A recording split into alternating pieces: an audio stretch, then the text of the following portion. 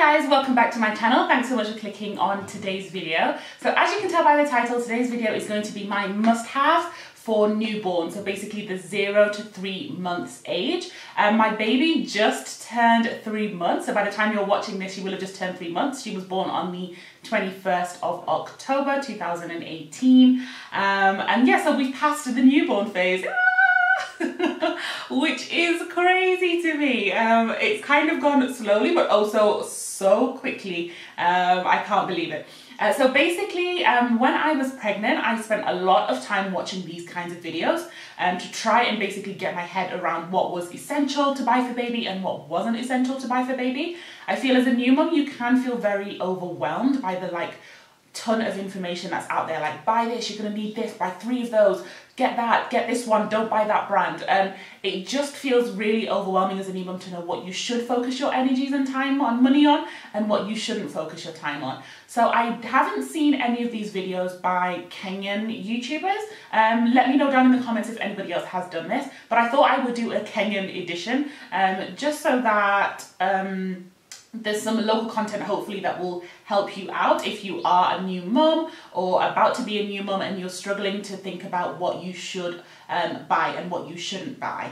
So most of this video is going to be stuff for baby, but there are a couple of things in there as well for mum as well. A quick disclaimer here, of course, all babies are different. What I say is not the law. So these are just things that I've learned from my experience as a mum over the past few months. And so take what you will from this information. I'm not laying down the law. And of course, there may be things in here which you found as a new mum were really useful for you. So if you did, then definitely leave a comment down below. If you are interested in this type of video, then please make sure to give it a thumbs up, because if you like it, then I'll make sure to do another series, basically focusing on 3 to 6, 6 to 9, and maybe up to 1 year. Yeah, so I think we can just get started, but before I do start, of course, I can't let you go before I let you know that you need to hit the subscribe button. So if you haven't already, please go ahead and subscribe and follow me over on Instagram to keep up with my daily tidbits over there. Let's go. First things first, we're going to deal with clothing. Clothing is an area where I think as a mum you get so sidetracked because you get super excited. Everything looks cute in the store. Everybody that will come to visit you will probably bring you something cute that they bought. But in terms of essentials for 0 to 3 months, you only really need one thing, and that is baby grows and sleeper suits. So baby grows are basically the ones that have no feet on, and sleeper suits are like basically a full-on onesie. So I want to specifically talk about the onesies because if you can, this is what you need to look out for. So this is one of my daughter's onesies, and I'm hoping it's not getting washed out too much. But basically the bit that I want to show you is here on the sleeve, and you want to look out for the ones that have this feature. So basically it has like a flap that's kind of down here, and then you can pull it over to cover the hand. So she had a ton of these sleeper suits, and I found this little hand feature essential. She hated having mittens on her hands, and when you put them on, they would always come off. They get lost in the wash. I mean, I really tried because I had tons of mittens, but I found them useless. So this was great because you could just get her hand, seal it up, and of course, because she doesn't know how to get her hands out, she would just stay in there. So that would help her not scratch her face, or if she was rubbing her face, then she wouldn't scratch herself with her nails. She didn't do it too much as a baby, but I know there are some babies that really have sensitive skin and maybe tight, dry skin, so they're trying to scratch at their faces. So a onesie with that on is fantastic. So you are going to need a ton of these. Try and get as many of these as you can. In terms of, because baby is going to be living in these day and night. So you'll change baby, of course, in the morning and before bed. If you haven't bought them for yourself, ask guys not to buy you dresses and things. Make sure they get you these little onesies. I would say you can probably get away with around 7 to 10 as your minimum, and then you can add a few on top of that. So grab you as many of these as you can. As well, I found really useful were these little shirt thingies. So I mentioned in my hospital bag that I was packing these. It's my mum actually who bought these for me, and it's basically like a little t-shirt, like a cardigan t-shirt thing made of really nice soft cotton with these little strings that you can tie around the baby's body. And why these are really handy is because baby's umbilical cord, you don't want to irritate that. So The onesies that, the sleeper suits, the bodysuits that I'm talking about without the feet, we didn't put them on her until her umbilical cord kind of dried up and fell off. So up until then we were wearing, she had these on underneath the baby grow. And it's just really nice so that you don't irritate that area, there's nothing pressing on it, and it can breathe. These are available from Biashara Street, they're really affordable. I haven't actually checked the price, my mum told me they were super cheap. Grab a few of these, my mum got me 5 and I think that was enough to get by. Once her umbilical cord kind of dried up and fell off, then I moved to the typical onesie baby grow. I moved to the typical baby grows because this is fiddly because of the strings. But I found it useful anyway in the meantime, so I would say that this is something that you should get. Moving on to bibs and spit cloths and muslin cloths. So basically your baby is going to drool and going to spit up and you need a way to catch that. And so we bought a pack of bibs. These are available everywhere. They're basically just cloth bibs. Cloth because you're catching any spit and stuff and you don't want that to get on her clothing or onto her clothes. And so just regular cloth bibs were really handy. I did get gifted a couple of these from a friend of mine, and these are those cool bandana bibs that kind of look like that, like you put them around the baby's neck like that. I only used these for a really short time, and I don't know if it's because of the size, but this size right here around the neck, she grew out of that pretty fast. So I don't know, maybe they come in different sizes, whether you can get them in bigger sizes, but I found that we didn't really use these so much, so I kind of just keep this to dab at her mouth rather than have around her neck, because I kind of felt like it was a little bit too tight and constricting around her neck. But they are super cute, so if you can find one that's big enough, or if they are small, then make sure you use them when your baby is small so that you can get your use out of them. Typical muslin cloths. Grab as many of these as you can. These are really handy. These are handy basically for everything. Your baby spits up, you can use it. You need to put your baby down on a surface, you put this down first. Somebody wants to pick up your baby, put this down on their chest so that the baby can lie on it. You're breastfeeding in public and you don't want to show your boobs, you know, spread it out as a full cloth and drape it over your shoulder, baby's underneath breastfeeding. Basically, I can't stress enough how much you need these muslin squares. They're available everywhere, Biashara Street, anywhere that they sell baby stuff. Just ask for these, make sure that you have maybe like 4, 5, 6 of these on hand. Of course you'll be washing them, but I think 4, 5, 6 is a good number to start with. If you have an older baby and they have like old sheets, what we did basically was to cut up old sheets into a square. These belonged to my nephew, and my mum had kept his old sheets when she used to sleep over at her house. So I just cut them up into smaller strips, so they're nice little squares. And again, I use them like muslin cloths, but they're more absorbent because they're made out of that flannel material. So that's just a little quick hack there. If you've got some extra material lying around and you want to repurpose it, don't throw it away, use it for something like this. All right, moving on to changing baby. So one thing that I hadn't even thought of that I needed, but I was gifted by one of my cousins and has become, honestly, one of the most essential items is a baby changing station. So I can't show you the picture of it now, but I'll basically insert what I mean right here on screen so you can see what I mean. This changing station is incredible. So it basically has the changing mat area on top, which of course you use to change baby, but this one kind of like flips off and then it has like a hole, and in that hole you basically sit your baby bath. I don't know why I hadn't thought of this. She actually said, Olivia, do you have a changing table? And I was like, no, but you know, I don't really think I'll need one, but thank you anyway, I'll take it. So I took it because of course if someone's going to give you something, you take it on, and oh my god, it has been so incredible. I love the top bit because of course you've got the flat changing table, which of course you use to change baby. That flips off and then you can sit the baby bath in it. So you don't have to be doing all like bending over, hurting your back, which is really sensitive of course after you've given birth. Hunching over, being really uncomfortable. You can do everything from a standing position. And then it's got the 2 shelves at the bottom. So the middle section has compartments, and I basically use that to put in different things. So I have one which has basically her lotions, her towels, her lotions, her baby powder, stuff like that. I have another one which has like baby monitors and the breast pump in it, and then I have the other side where I put like little spit cloths and napkins and things. And then it has this open space at the bottom, which basically I use just to keep a couple of cups on there and thermoses on there as well. That became so handy, especially in the first month.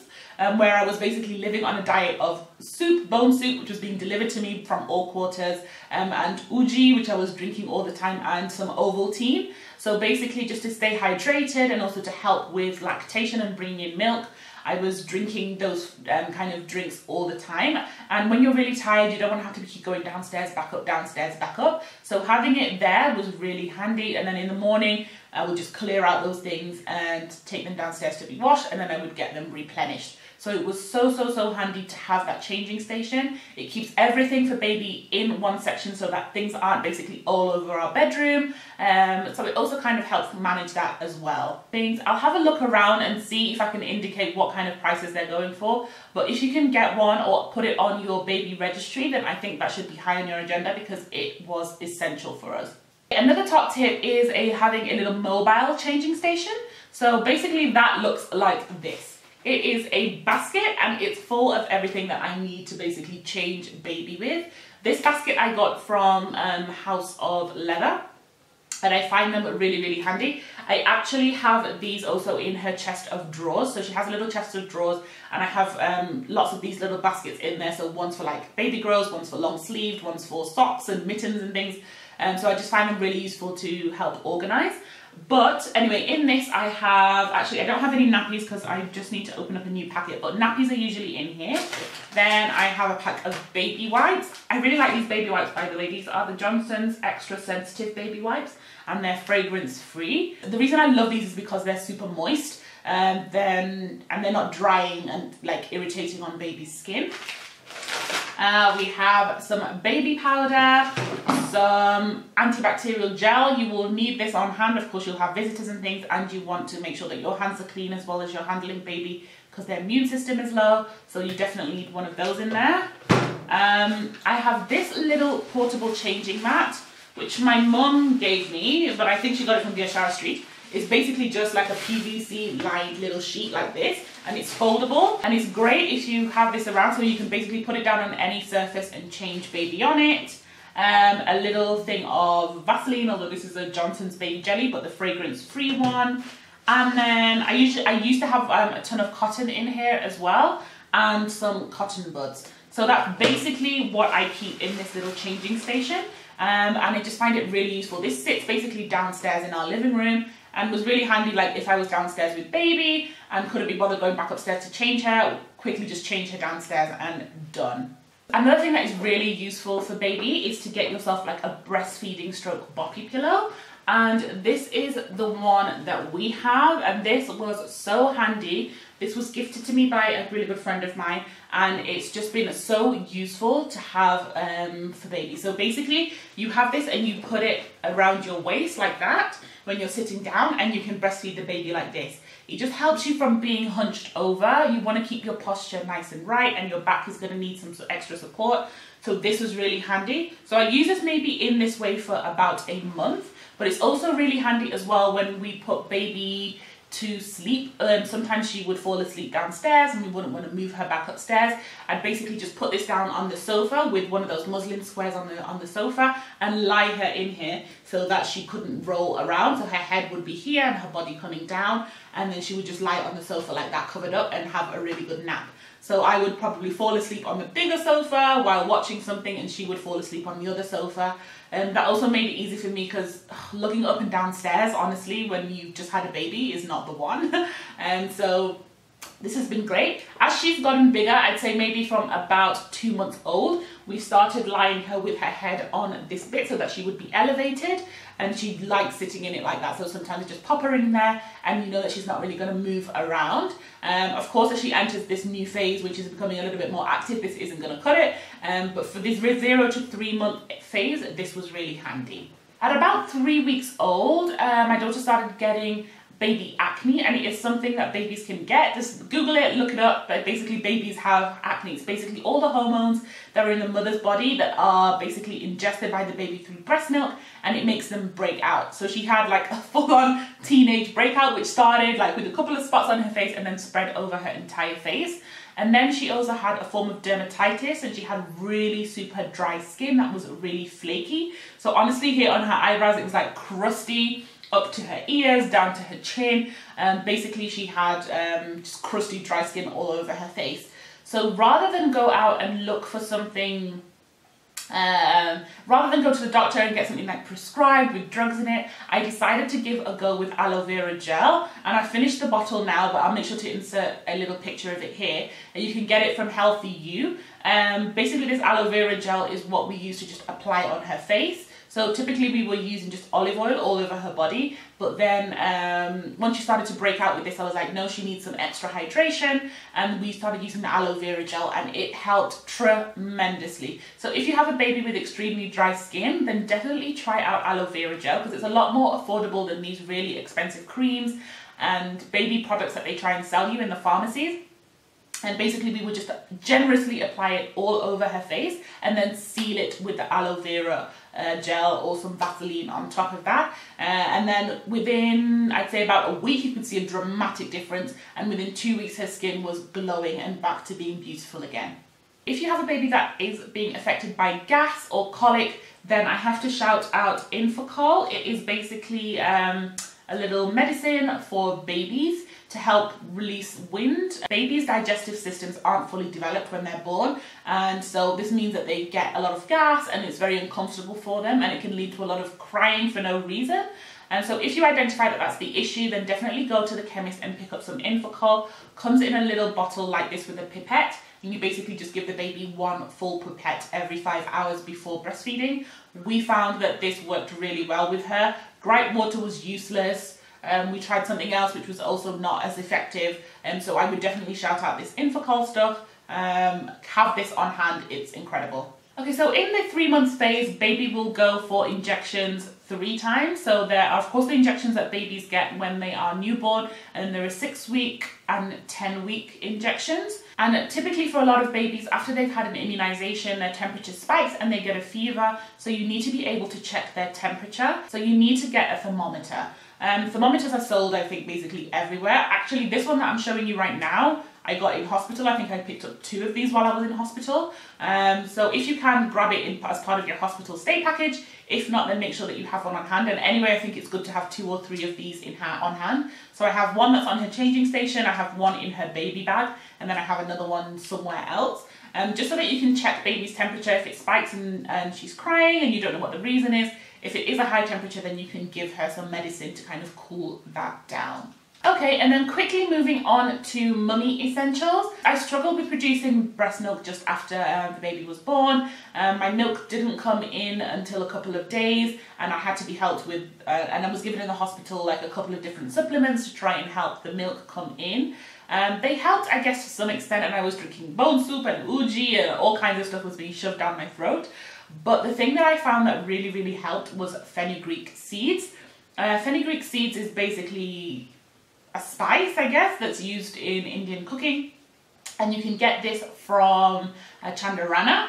And basically my hubby just went out and bought a ton of these little packages. So they look, I don't know if you can see, they look like that. They're basically little caramel seeds and they taste of maple syrup. So basically I would take a tablespoon of this in the morning and a tablespoon of this in the evening, and I find that this really helped to boost my milk supply. You get this entire massive pack for, how much was this? 75 bob.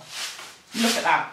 So these are the seeds, and typically people will try and sell you powder or capsules. I really didn't want to start spending a lot of money on something that I thought that I would have to sustain over a long period of time. So I just decided that I would eat the seeds like this. And you can basically just consume them, put them on a tablespoon, put them in your mouth and swallow them with some water.